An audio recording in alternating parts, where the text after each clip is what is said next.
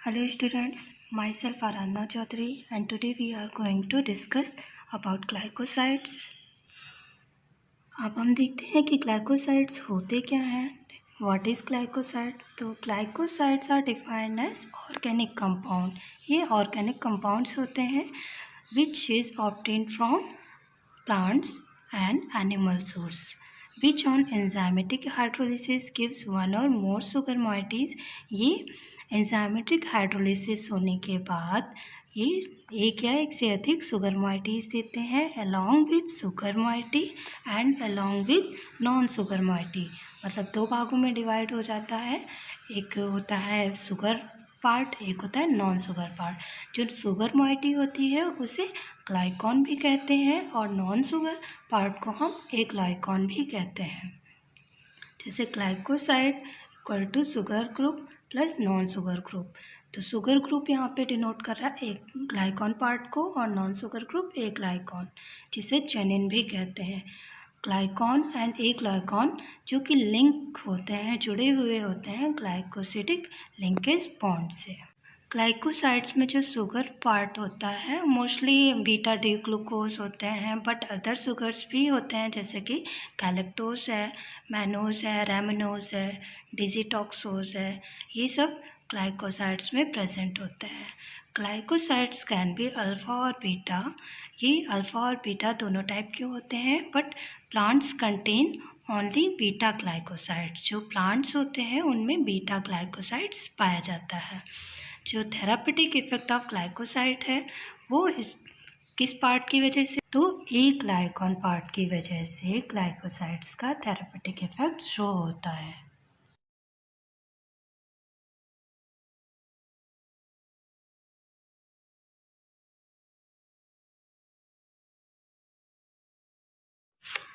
Glycosides जो होते हैं उनका थेरापेटिक इफेक्ट जो होता है वो ह्यूमन और एनिमल्स बहुत में होता है, और ये ट्रेडिशनल एंड मॉडर्न मेडिसिन में भी यूज़ होते हैं एज कार्डियोटॉनिक की तरह, परगेटिव की तरह, एनाल्जेसिक्स की तरह, एंटीरोमेटिक में, ऑल्सो अदर यूजेस और भी बहुत सारे इसमें यूज़ किया जाता है इन मेडिसिन्स को। नेक्स्ट हम बात करते हैं रोल ऑफ ग्लाइकोसाइड्स की। प्लांट में क्या क्या रोल होते हैं ग्लाइकोसाइड्स के? तो फर्स्ट है इनका converting toxic materials to non और लेस टॉक्सिक। जो टॉक्सिक पॉइजनस मटेरियल्स होते हैं ये उनको कम टॉक्सिक बना देता है या फिर पॉइजन को कम करके रखता है। नेक्स्ट है transfer water insoluble substances by using monosaccharides। ये वाटर insoluble substances को ट्रांसफ़र करते हैं मोनोसैकेराइड्स के द्वारा। थर्ड है सोर्स ऑफ एनर्जी।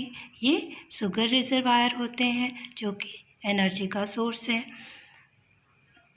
नेक्स्ट है स्टोरिंग हार्मफुल प्रोडक्ट्स। ये हार्मफुल प्रोडक्ट्स को भी स्टोर करता है सच एज फिनॉल।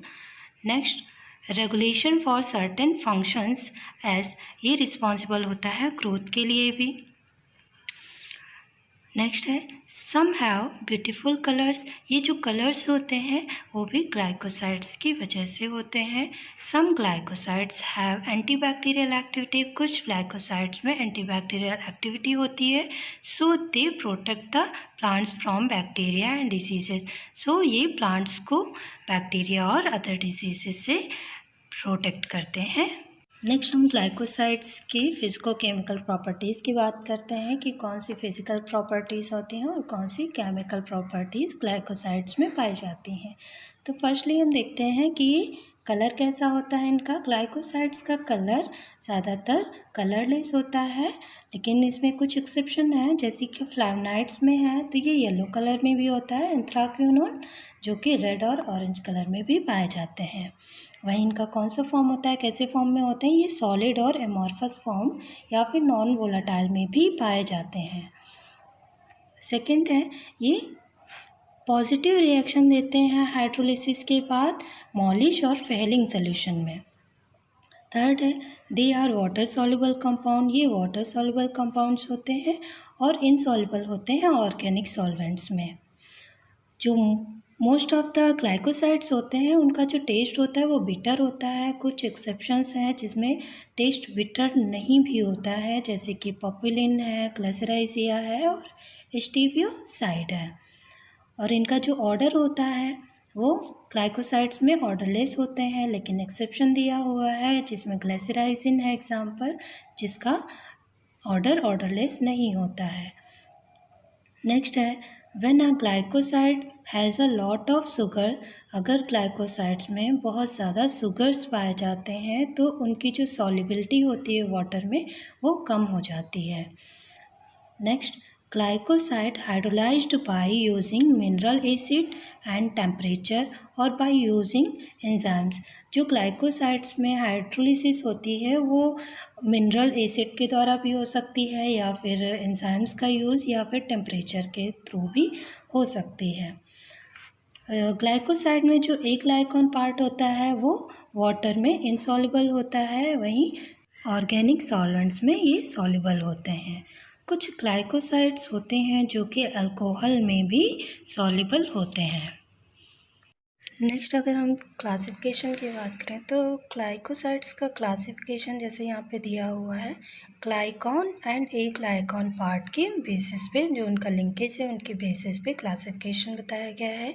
जैसे कि ओ glycoside, in these glycoside the sugar part is linked with the oxygen atom of a glycon। ए ग्लाइकॉन का जो ऑक्सीजन एटम होता है उसमें शुगर पार्ट अटैच होता है, ये ओ ग्लाइकोसाइड्स होते हैं। नेक्स्ट है एस ग्लाइकोसाइड्स, जिसमें in these glycoside the sugar attach to a sulphur atom. जो शुगर होती है वो सल्फर एटम से अटैच होती है ए ग्लाइकॉन के पार्ट में, जैसे कि एग्जाम्पल दिया हुआ है सिनेग्रीन। नेक्स्ट है N glycoside, in these glycoside the sugar linked with nitrogen atom. जो शुगर अटैच होती है, लिंक होती है, वो नाइट्रोजन एटम से अटैच होती है। और नाइट्रोजन एटम वो किसका था? अमीनो ग्रुप का, जो कि एक ग्लाइकॉन के अमीनो ग्रुप के नाइट्रोजन एटम से शुगर लिंक्ड होती है एन ग्लाइकोसाइड्स में। एग्जाम्पल है nucleosides, DNA and RNA. Next है C glycoside, in these glycoside the sugar linked directly to carbon atom of aglycone. जो शुगर लिंक्ड होती है, जुड़ी हुई होती है, वो डायरेक्टली कार्बन एटम से ऐड होती है, लिंक्ड होती है। एग्जाम्पल जैसे है एलोइन। ये क्लासिफिकेशन बेस्ड था ग्लाइकॉन और ए ग्लाइकॉन के बीच में लिंकेज के आधार पे। नेक्स्ट हम बात करेंगे कि ग्लाइकॉन पार्ट के अकॉर्डिंग ग्लाइकोसाइड्स का क्लासिफिकेशन कैसा है। तो उसमें जो ग्लूकोज है उसके अकॉर्डिंग है, जो शुगर्स प्रेजेंट होते हैं उसके अकॉर्डिंग क्लासिफिकेशन दिया गया है। जैसे कि ग्लूकोज, जिसमें से एग्जांपल दिया है सेनोसाइड का, रेमनोज, एग्जांपल है फ्रेंगुलिन का। नेक्स्ट है डिजिटॉक्सिन का। ऐसे ही आप देख सकते हैं शुगर्स के अकॉर्डिंग का क्लासिफिकेशन ग्लाइकॉन पार्ट के अकॉर्डिंग किया गया है। नेक्स्ट हम देखते हैं कि उनके केमिकल ग्रुप के अकॉर्डिंग ग्लाइकोसाइड का कैसे क्लासिफिकेशन किया गया है। तो इसमें कुछ केमिकल ग्रुप के अकॉर्डिंग कैटेगराइज किया गया है, डिवाइड किया गया है। जैसे कि सैपोनिन्स, जो कि सोप्स की क्वालिटी को डिनोट करता है। जैसे कि सैपोनिन एक ग्लाइकॉन हो गया, जिसमें इसे ट्रांस लिंक्ड स्टेरॉइड और जिनसेंग डायस्कोरिया जैसे एग्जांपल हैं कार्डियक ग्लाइकोसाइड्स। और नेक्स्ट है एंथ्रासीन डेरिवेटिव्स होते हैं, और कुछ काउमेरिन होते हैं, कुछ एंथ्राक्यूनिन ग्लाइकोसाइड्स होते हैं, कुछ साइनोजेनिक कंपाउंड्स भी होते हैं। ये सब केमिकल ग्रुप के अकॉर्डिंग ग्लाइकोसाइड्स का क्लासिफिकेशन होता है इनमें। ग्लाइकोसाइड्स का आइसोलेशन स्टट्स ऑटो मेथड के थ्रू भी होता है, जिसमें हम सॉक्सलेट अपरेटस का यूज़ करके एक्सट्रैक्ट करते हैं क्रूड ड्रग का। जिसमें से फर्स्ट स्टेप होता है ड्रग कंटेनिंग, जो ग्लाइकोसाइड ड्रग कंटेनिंग होती हैं उन्हें हम पाउडर फॉर्म में कन्वर्ट करेंगे। पाउडर ड्रग को हम एक्सट्रैक्ट करेंगे सॉक्सलेट मेथड के थ्रू बाय यूजिंग अल्कोहल। इस प्रोसेस के दौरान हीटिंग होती है, जिसमें से वेरियस एंजाइम्स जो भी प्रेजेंट होते हैं इसमें, वो ड्रग में जो प्रेजेंट होते हैं एंजाइम्स वो डीएक्टिवेट हो जाते हैं और जो एक्सट्रैक्ट मिलता है उसे ट्रीट करते हैं। नेक्स्ट हम लेड एसीटेट लेड एसीटेट से, जो कि टैनिन को प्रेसिपिटेट कर देता है। जो प्रेसिपिटेट लेड टैनेट का होता है वो फिल्ट्रेशन के थ्रू रिमूव हो जाता है। फिर हमें टैनिन फ्री अल्कोहलिक एक्सट्रैक्ट मिलता है, जिसमें से हम उसे सल्फ्यूरिक एसिड को ऐड करेंगे, जिससे हाइड्रोलिसिस होती है ग्लाइकोसाइड की और चेंज होता है या फ्री ग्लाइकॉन्स में। सेकेंड होता है unreacted lead is also removed as lead sulphide. जो अनरिएक्टेड लेड होता है वो भी लेड सल्फाइड के थ्रू रिमूव हो जाता है। इसे रिफ्लक्स करेंगे 7% weight by volume sulphuric acid के साथ 6 आवर के लिए एक स्टैंड बाथ में। फिर जो एक्वस सॉल्यूशन हमें मिलता है उसे रिपीटली स्टेक करते रहेंगे विथ आइदर क्लोरोफॉर्म या ether. From the complete extraction of aglycone, जब ए ग्लाइकॉन का कंप्लीट एक्सट्रैक्शन हो जाएगा सॉल्वेंट को हम रिमूव कर लेंगे डिस्टिलेशन के थ्रू। नेक्स्ट हम बात करते हैं ग्लाइकोसाइड्स में कौन कौन से आइडेंटिफिकेशन टेस्ट है, उनकी क्लासिफिकेशन की कैटेगरी के वाइज उनका आइडेंटिफिकेशन बताया गया है। जैसे कि ग्लाइकोसाइड्स लेबरमैन टेस्ट दिया हुआ है, वो स्टेरॉल और ट्राई टर्पिनॉइड ग्लाइकोसाइड का एक टेस्ट है, जिसमें लेबरमैन 4 टेस्ट में ये बताया गया है कि अल्कोहलिक एक्सट्रैक्ट ड्रग का अगर हम लेंगे और ऐड करेंगे उसमें क्लोरोफॉर्म 2 ml और एसिटिक एसिड, जो कि बाद में वायलेट और ब्लू कलर में चेंज हो जाएगा, ब्लू टू ग्रीन कलर में चेंज होगा, जो कि ग्लाइकोसाइड की प्रेजेंस को डिनोट करेगा। तो ये होगा लेबरमैन्स टेस्ट, जो कि स्टेरॉल और ट्राइटर्पिनॉइड ग्लाइकोसाइड का टेस्ट है।